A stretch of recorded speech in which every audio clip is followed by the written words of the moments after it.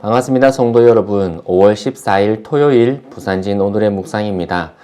오늘 함께 나누실 말씀은 사무엘상 4장 1절부터 11절까지의 말씀입니다.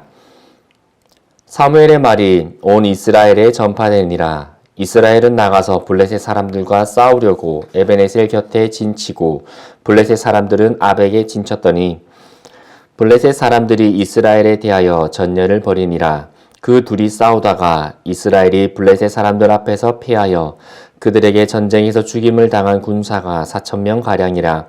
백성이 진영으로 돌아오매 이스라엘 장로들이 이르되 여호와께서 어찌하여 우리에게 오늘 블레셋 사람들 앞에 패하게 하셨는고 여호와의 언약궤를 실로에서 우리에게로 가져다가 우리 중에 있게 하여 그것으로 우리를 우리 원수들의 손에서 구원하게 하자 하니 이에 백성이 실로에 사람을 보내어 그룹 사이에 계신 만군의 여호와의 언약궤를 거기서 가져왔고 엘리의 두 아들 홈리와 비느하스는 하나님의 언약궤와 함께 거기 있었더라.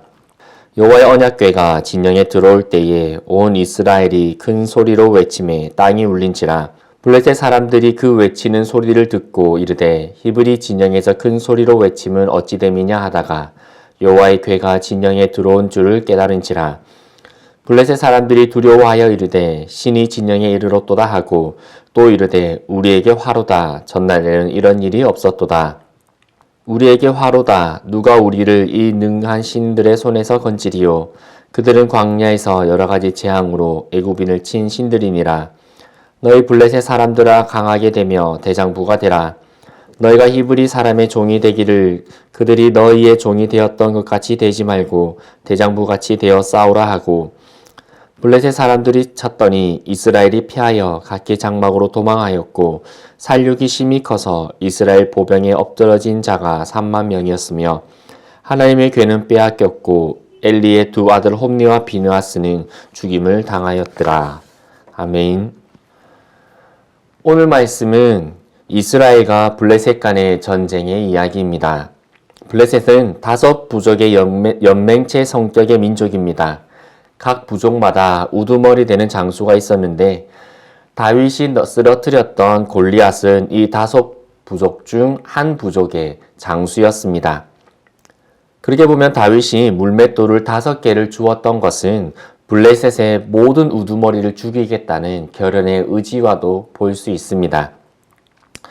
여튼 블레셋이라는 민족은 지중해 근지에서 가나안 남부 해안 지역으로 이주해 왔던 인구들이 하나의 민족으로 이루어가면서 형성되었던 민족으로 보고 있습니다. 기원전 13세기에서 12세기에 급속도로 성장한 블레셋은 그 장소에 자리 잡고 있던 이스라엘 민족과의 부딪히게 되는 상황들은 불가피한 것이었습니다. 이런 지역적인 특색 때문에 블레셋은 오랜 시간 이스라엘과 숙적이 되어 지내게 됩니다. 그런데 오늘 전쟁 중에 우리가 주목해야 보아야 할 것은 4절의 말씀입니다. 이에 백성이 실로에 사람을 보내어 그룹 사이에 계신 만군의 여호와의 언약궤를 거기서 가져왔고 엘리의 두 아들 홈리와 비느하스는 하나님의 언약궤와 함께 거기에 있었더라. 아멘. 먼저 2절을 보면 앞선 전쟁에서 이스라엘 백성 중 4,000명가량이 죽임을 당했습니다. 그래서 이스라엘은 그 전쟁에서 승리할 수 있는 방법을 생각해내었는데 그것이 바로 하나님의 그 언약의 궤를 가지고 오는 것이었습니다. 그리고 그 언약의 궤를 가지고 오면서 홈리와 비느하스도 함께 동행하게 되었습니다. 이후 5절을 보면 여호와의 언약궤가 진영에 들어올 때에 이스라엘 백성들은 이제 전쟁에서 승리할 것이다 라는 그 생각을 확신했으며 그 확신의 함성이 땅을 울릴 정도였다 라고 말씀해 줍니다. 또한 그 소리를 들은 블레셋은 애굽에서 역사하셨던 하나님으로 인해 이제 자신들이 전쟁에서 패하게 될 것이라 두려워합니다. 그런데 오늘 말씀의 결말이 어떻게 됩니까? 11절의 말씀입니다. 하나님의 궤는 빼앗겼고 엘리의 두 아들 홈리와 비느하스는 죽임을 당하였더라. 아멘. 무조건 이기게 될 전쟁이라 생각을 했습니다. 더 이상의 패배와 죽음은 없을 것이라고 그들은 굳게 믿었습니다. 하나님의 궤도 있었고 하나님의 제사장도 있었으며 이스라엘 군사의 사기도 하늘을 찔렀습니다. 하지만 이스라엘은 그날 3만 명 이상이 죽임을 당하는 참패를 겪었습니다. 홈리와 비느하스도 죽임을 당하였고 하나님의 궤는 블레셋에 빼앗겼습니다. 이것은 단순한 패배가 아닙니다. 이스라엘의 패배였고 이스라엘 민족의 신앙과 정체성의 패배였으며 또한 이방 민족들이 볼 때에는 이스라엘이 믿는 하나님이라는 그 신의 패배로 연결되었습니다. 왜 이런 비극이 일어났을까요? 왜 이런 참담한 결과를 그들은 맞이하게 되어야 했을까요? 그 원인은 크게 두 가지로 볼 수가 있습니다. 첫째 원인은 하나님 앞에서 이미 바르지 않았던 그들의 삶이 원인이었습니다. 사사시대의 그들의 삶이 어땠습니까? 하나님의 말씀을 자신이 원하는 대로 해석하고 자신이 옳다고 생각하는 대로 행동했습니다. 예배도 자기가 생각하는 대로 드렸고 하나님의 말씀보다 자기의 생각이 우선시 되었으며 하나님의 눈치보다는 세상의 눈치를 보며 세상을 따라 살아가고 있던 이스라엘 민족이었습니다. 세상의 눈치를 보면 평소에는 아무 문제가 없습니다. 하지만 세상 가운데 하나님의 백성으로서 그리스도인으로서 무엇인가 해야 할 때에 세상은 콧방귀를 끼게 되는 것입니다. 소돔과 고모라에 살던 롯을 생각해 보면 이해가 될 것입니다. 롯은 아브라함을 떠나 소돔과 고모라라는 기름진 땅으로 갔습니다. 그리고 나름 자리를 잡았습니다. 적당하게 타협하며 신앙을 버리지도 않았지만 세상도 버리지도 않은 적당한 양다리를 걸치며 살아가고 있었습니다. 그런 롯에게 하나님의 천사가 찾아갔을 때에 소돔과 고모라 지역의 사람들이 그 천사들을 성적으로 그들과 관계하겠다고 롯에게 찾아옵니다. 그때 롯이 그들을 앞서서 그들을 저지하지만 롯의 말에 소돔과 고모라 사람들은 콧방귀도 끼지 않습니다. 롯의 말에는 영적인 권위도 없었으며 영적인 힘도 없었습니다. 그 이유는 그가 이미 세상과 양다리를 걸치고 있는 신앙이었기 때문입니다. 나의 발을 한쪽은 하나님께 걸치고 있고 다른 한쪽은 세상에 걸치고 있으면서 그래도 한쪽은 하나님께 걸치고 있으니 다행이다 라고 생각하신다면 큰 오산입니다. 하나님께서는 한 종이 두 주인을 섬길 수 없다라고 분명히 말씀하셨습니다. 하나님께서는 세상과 양다리를 결코 허용하지 않으십니다. 그런데 만약 내가 양다리를 잘 걸치고 있다라고 생각을 하신다면 하나님께 걸치고 있는 그 다리 아래를 다시 한 번 더 자세히 살펴보시기를 바랍니다. 거기에는 하나님이 계시지 않고 광명의 천사를 가장한 사탄이 그 자리에 있을 것입니다. 오늘 말씀 4절 하반절에 보면 홈리와 비느하스가 함께 그곳에 있었다라는 것의 의미가 또한 무엇이겠습니까?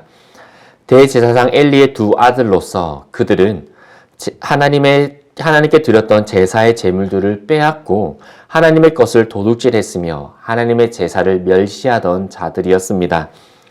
오늘날로 말해 교회 재정을 자기 마음대로 사용하고 교회 물건을 자기 필요에 따라 자기가 가져다가 원하는 대로 사용했던 그 모습입니다. 그렇게 그곳에 하나님은 계시지 않으셨습니다. 여호와의 궤가 그곳에 있다 한들 하나님의 제사장이 그곳에 있다 한들 하나님이 계시지 않으면 그것이 무슨 소용이겠습니까?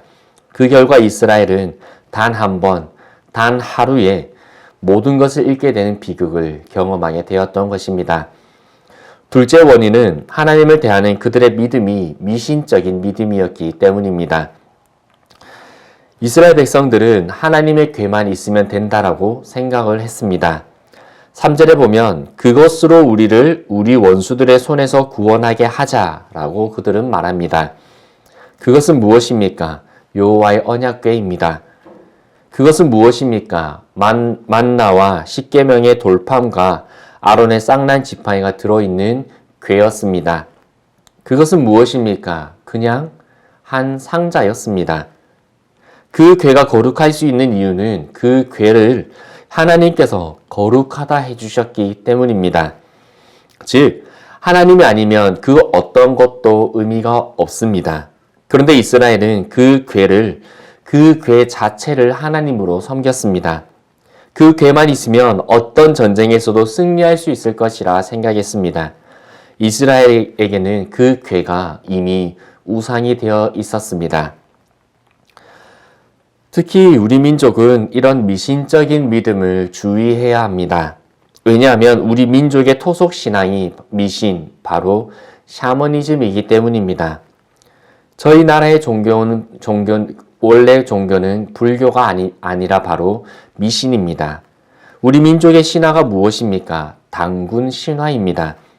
곰과 사자 중 마늘과 쑥을 잘 먹은 짐승이 인간이 되었다라는, 그래서 민족이 시작되었다라는 그 샤머니즘적인 신화가 바로 우리 민족의 신화이라는 것입니다.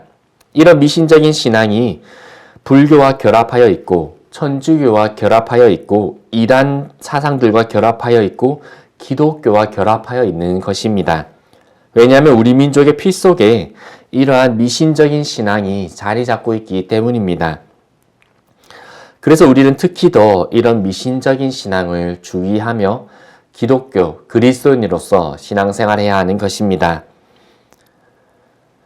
우리 미신적인 신앙에 하나님은 역사하지 않으십니다. 하나님께서는 말씀의 기준을 둔 바르고 분명한 믿음 위에 역사하시는 분이십니다. 하나님께서는 샤머니즘적인 신비한 현상을 통해 우리에게 그분을 나타내시기보다는 매일매일의 삶 속에 인격적으로 하나님과 함께 우리가 만나기를 원하시는 분이십니다.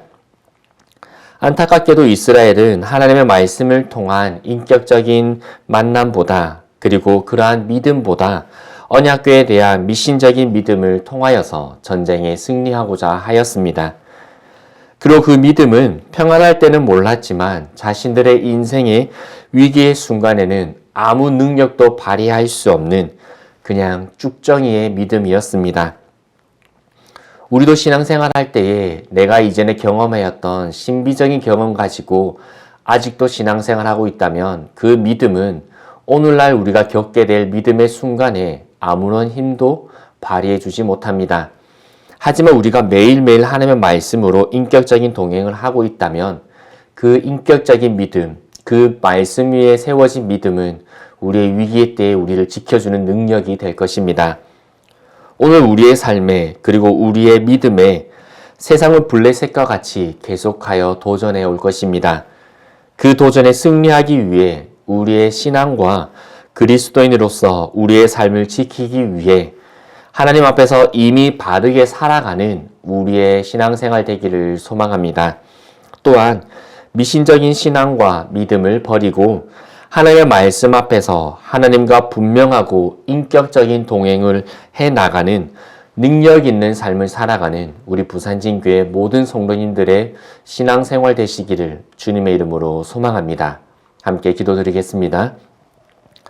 살아계신 아버지 하나님, 오늘 우리가 살아가는 이 세상 가운데에 얼마나 많은 환경들이 우리의 믿음에, 우리의 신앙에 도전해 오고 있습니까? 우리는 그 가운데에 어떻게 승리하고 있으며 아니면 어떻게 실패하고 있는지를 우리가 분명히 살펴보기를, 되돌아보기를 원합니다. 혹시 우리 앞에 이미 바르지 않는 신앙생활을 하며 살아가고 있다가 마치 하나님의 궤가 있으면, 마치 내가 어떠한 행위를 하면 그것이 나를 구원해 줄 것이라 착각하고 있지는 않습니까? 이미 우리의 삶이 무너져 있는데, 이미 우리의 신앙이 무너져 있는데, 이미 내가 그리스도인으로서 살아가고 있지 않으면서 내 삶이 그리스도인으로서 받을 수 있는 복을 구하고 있다면 그것 또한 우리의 욕심이고 교만이지 않겠습니까? 하나님의 것을 나의 것으로 생각하고 하나님의 교회의 것을 내 것으로 생각하여서 내 편한 대로, 내 편의대로 그것들을 활용하고 있다면 과연 그것을 거룩하다 말씀해 주신 하나님이 우리 삶에 자리하고 계시겠습니까? 과연 하나님께서 보실 때에 그 만종을, 그 만행을 어떻게 바라보시겠습니까? 우리의 신앙이 미신적인 신앙이라면 과연 그곳에 정말 하나님이 계신지, 우리가 깨달아야 하지 않겠습니까? 하나님, 오늘 우리의 말씀을 통해 우리의 모든 삶의 모습들을 되돌아보기를 원합니다. 나의 전 인격을 되돌아보기를 원합니다. 그래서 하나님께서 보실 때의 기쁘신 모습으로 다시금 바른 모습으로 하나님과 동행해 나가는 저희들 될 수 있도록 함께하여 주옵소서. 예수 그리스도 이름으로 기도드리옵나이다. 아멘.